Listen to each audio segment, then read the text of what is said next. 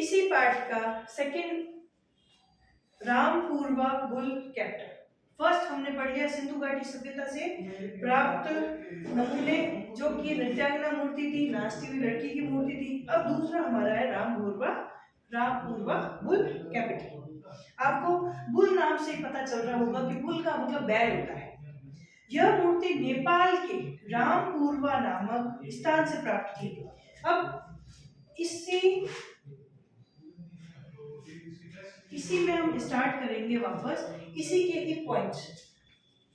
इसमें ये मूर्ति कहां से प्राप्त हुई? तो ये मूर्ति नेपाल के रामपूर्वा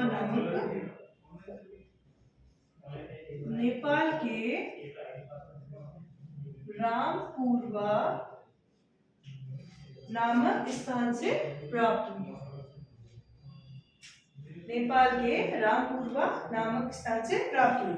और कहाँ स्थित है? जैसे हमने सिंधु घाटी सभ्यता में देखा था कि वो मूर्ति कहाँ स्थित थी? नई दिल्ली संग्रहालय में। अब रामपूर्वा बुल कैपिटल जो है ये हमारी भारतीय संग्रहालय कोलकाता में स्थित है। भारतीय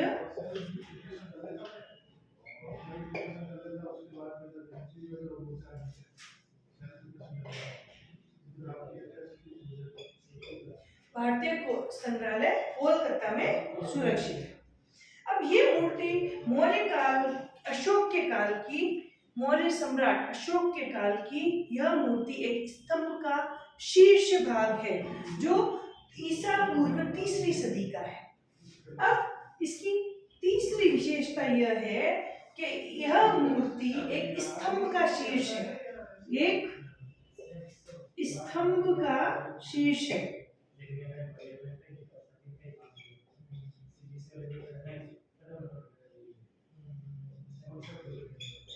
जो कि ईसा पूर्व तीसरी सदी का है, जो कि ईसा पूर्व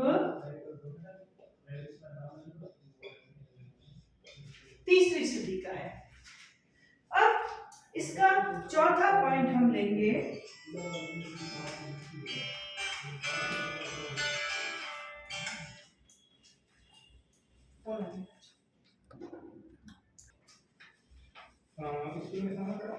अब ये एक स्तंभ का शीर्ष भाग है जो ईसा पूर्व तीसरी सदी का है। अब इसका जो हमारा चौथा पॉइंट आता है, ये कलाकृति ऊंचाई में 7 फीट है। इसकी ऊंचाई कितनी हो गई हमारे? लगभग 7 फीट और पॉलिश किए गए बलुआ पत्थर से निर्मित है। तो ये पॉलिश बलुआ पत्थर है।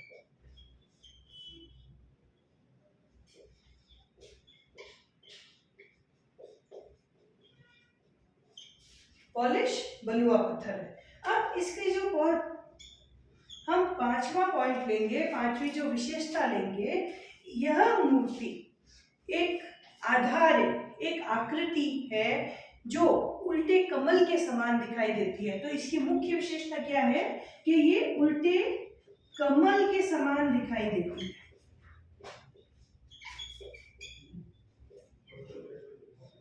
कमल के समान दिखाई देती है। फिर इन स्तंभों के 3 भाग हैं। कितने भाग हैं इस स्तंभ के? 3 भाग। आप ये इसमें ये ध्यान रखिए कि ये स्तंभ है।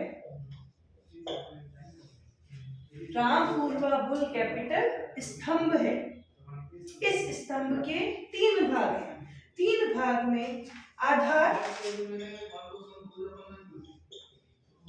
शीर्ष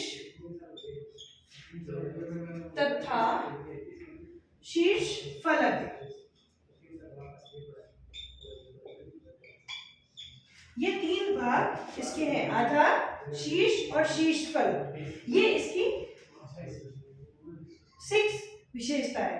अब हम इसकी जो बाकी की विशेषताएं हैं वो पढ़ेंगे कि शीर्ष फलक को आधार और शीर्ष के बीच में दिखाया गया है। शीर्ष फलक को, अब इसका जो शीर्ष फलक है ये कहाँ है? आधार और शीर्ष के बीच।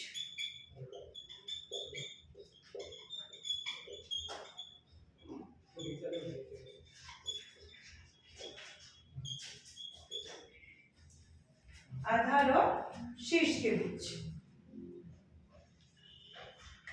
एक या एक से अधिक पशु आकृतियां बनी हुई है इस स्तंभ में। अब इसी के साथ इसका जो 8वां पॉइंट है ये है कि एक या एक से अधिक पशु आकृतियां बनी गई है इसमें। ये जो स्तंभ है इसमें खूब सारी पशु आकृतियां बनी गई है। स्टूडेंट्स, आपको ये सारे पॉइंट्स आपको लर्न करने हैं। जब आप लिखोगे उत्तर तो आपको ये सारे उत्तर पॉइंट वाइज लिखने हैं ताकि आपके नंबर नहीं कटे।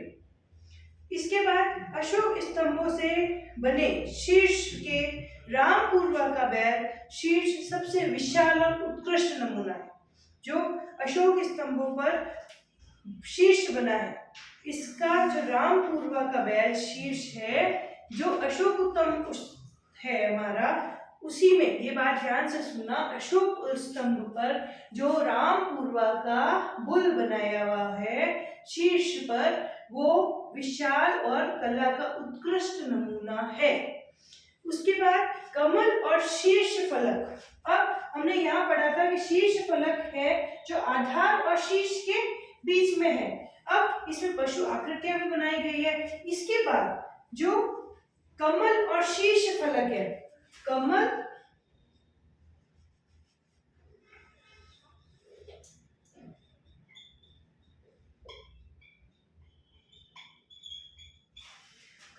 और शीर्ष फलक, इसमें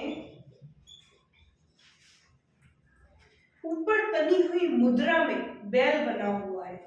इसमें कमल और शीर्ष फलक में क्या बना हुआ है? बैल बना हुआ है और बैल के शक्तिशाली होने का आभास कराता है।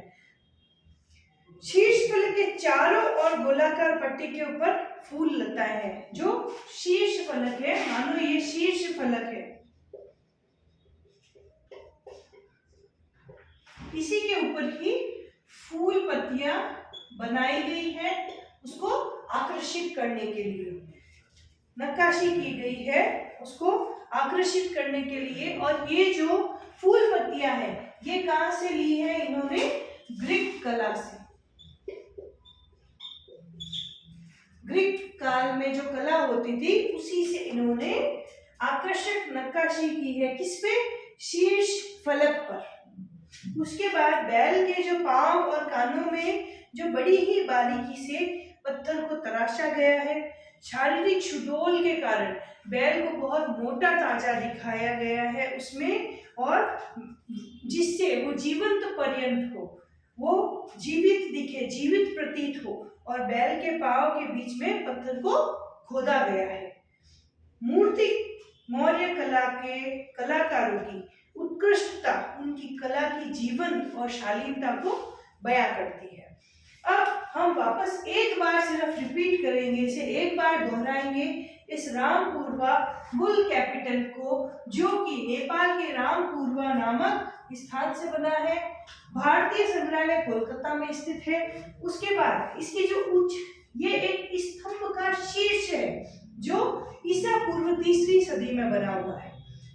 इसकी ऊंचाई 7 फीट है और पॉलिश बलुआ पत्थर से है। उल्टे कमल के समान है। इसकी जो आकृति है, इसका जो आकार है वो कैसे है? उल्टे कमल के समान दिखाया गया है। इसी के आधार पर इसको 3 भाग में बांटा गया है, आधार, शीर्ष फलक और शीर्ष। अब जो शीर्ष फलक है वो किसके बीच है? आधार और शीर्ष के बीच, और उस पे खूब सारी पशु आकृतियां बनाई गई है। अब इसमें कमल और शीर्ष फलक के बीच एक बैल बनाया हुआ है। उस बैल को शारीरिक सुडौलता इतनी गजब दी गई है कि वो एकदम जीवित प्रतीत होता है। उसके बाद जो शीर्ष फलक है उसमें ऊपर ग्रीक कला से लिए गए फूल पत्तियां बनाई गई है, और जो मौर्य काल था वो एकदम जीवंत और शालीनता को बयां करता है। इसी के साथ हम इसी पाठ का जो हमारा आखिरी चित्र है वो है अश्वेत कुमारी, ये हम पढ़ेंगे।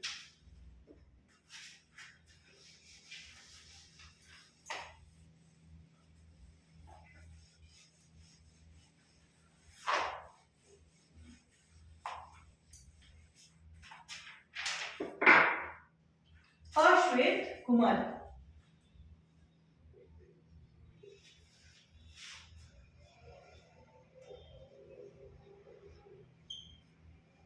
ठीक है, अब यह एक भित्ति चित्र है। अभी तक हमने पढ़ा था कि सिंधु घाटी सभ्यता में क्या प्राप्त हुआ, एक मूर्ति प्राप्त हुई। उसके बाद जो नेपाल में क्या प्राप्त हुआ, रामपुरवा का होल कैपिटल प्राप्त हुआ। अब हम पढ़ेंगे एक भित्ति चित्र जो कि अजंता की गुफाओं में उकेरा गया और कहाँ स्थित है, महाराष्ट्र के औरंगाबाद जिले में स्थित है। अश्वेत कुमारी चित्र है ये एक, जो कहाँ है, आप इन पॉइंट्स को देखिएगा। अजंता का भित्ति चित्र है ये, अजंता की गुफाओं में बनाया गया है भित्ति चित्र। भित्ति चित्र का मतलब क्या होता है, दीवारों पर किया गया चित्र। अजंता की गुफाओं में बनाया गया है। अजंता की गुफाएं कहाँ स्थित है, महाराष्ट्र के औरंगाबाद में।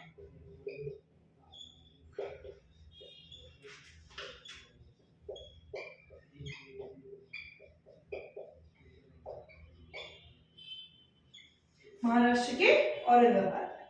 अब इस चित्र का निर्माण गुप्त वाकाटक काल में दूसरी शताब्दी से छठी शताब्दी में किया गया था। तो अब इसका निर्माण कब गया गया, गुप्त वाकाटक काल में किया गया।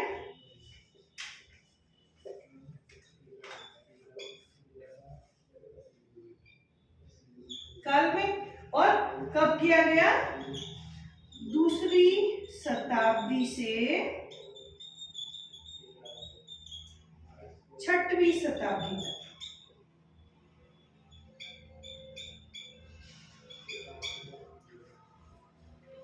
अब बताइए अजंता में कितनी गुफाएं हैं, ये आपके एक प्रश्न बनता है। अजंता में टोटल 30 गुफाएं हैं।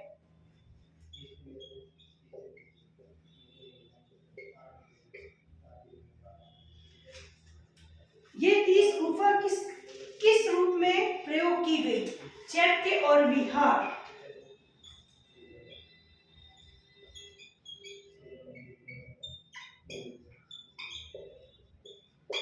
चैत्य और विहार। अब बताइए चैत्य का मतलब क्या होता है, चैत्य गुफा किस लिए यूज होती थी, किस लिए,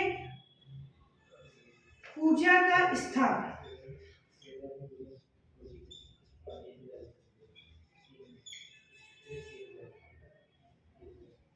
चैत्य गुफा को किस लिए इस्तेमाल किया जाता था, पूजा के लिए। और जो विहार होते थे हमारे, वो किसके थे, भिक्षु आवास।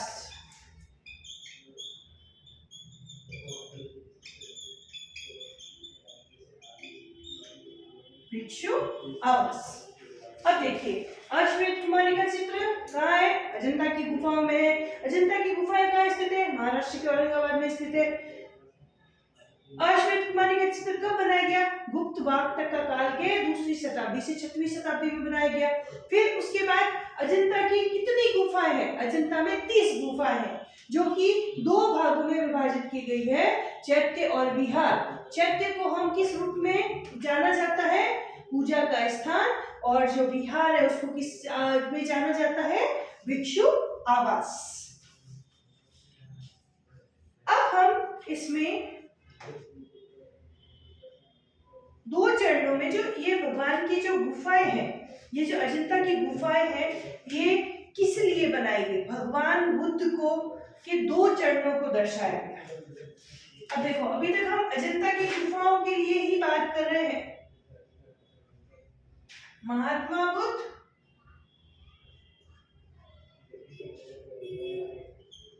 इसमें क्या दिखाया गया है, इसको 2 चरणों में दिखाया गया है। पहला हीनयान, दूसरा महायान। अब ध्यान से सुनना आप कि प्रथम में हीनयान संप्रदाय ने उन्हें प्रतीकात्मक रूप में दिखाया है, और द्वितीय में महायान संप्रदाय में उन्होंने मानवीय रूप को दिखाया है। हीनयान प्रतीकात्मक रूप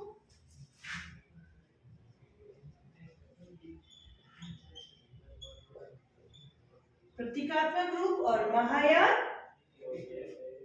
मानवीय रूप। भगवान बुद्ध के भी दो रूप थे जिनको इसमें दर्शाया गया है। अब सभी गुफाओं के भित्ति चित्रों का निर्माण वाकाटक काल से में किया गया। ये हमने पहले ही पढ़ लिया गया है कि ये गुप्त वाकाटक काल में की गई थी। और इसके अलावा जितने भी चित्र थे अजंता की गुफाओं के, ये वाकाटक काल में ही बने।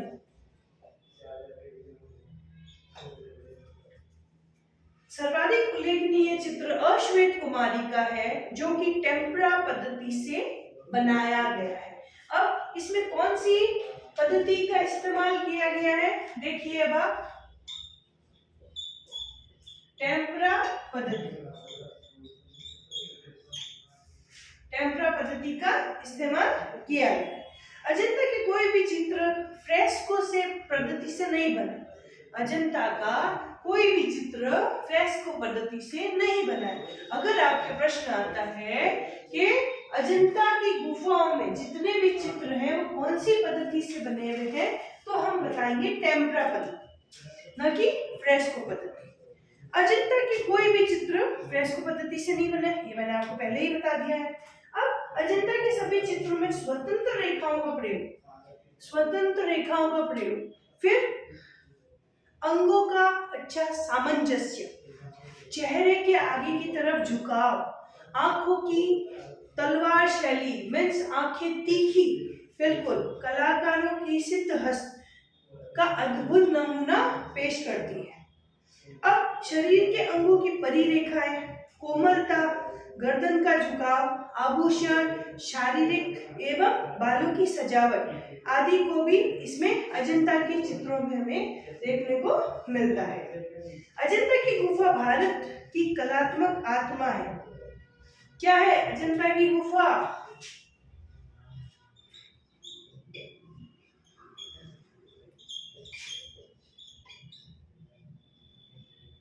भारत की कलात्मक आत्मा।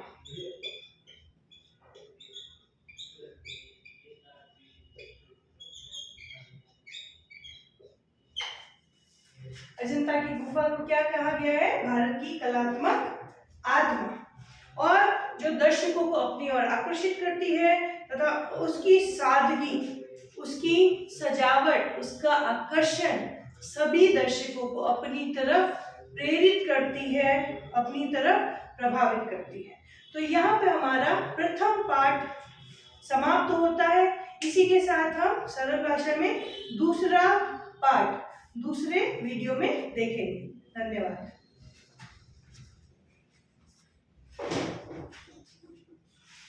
सर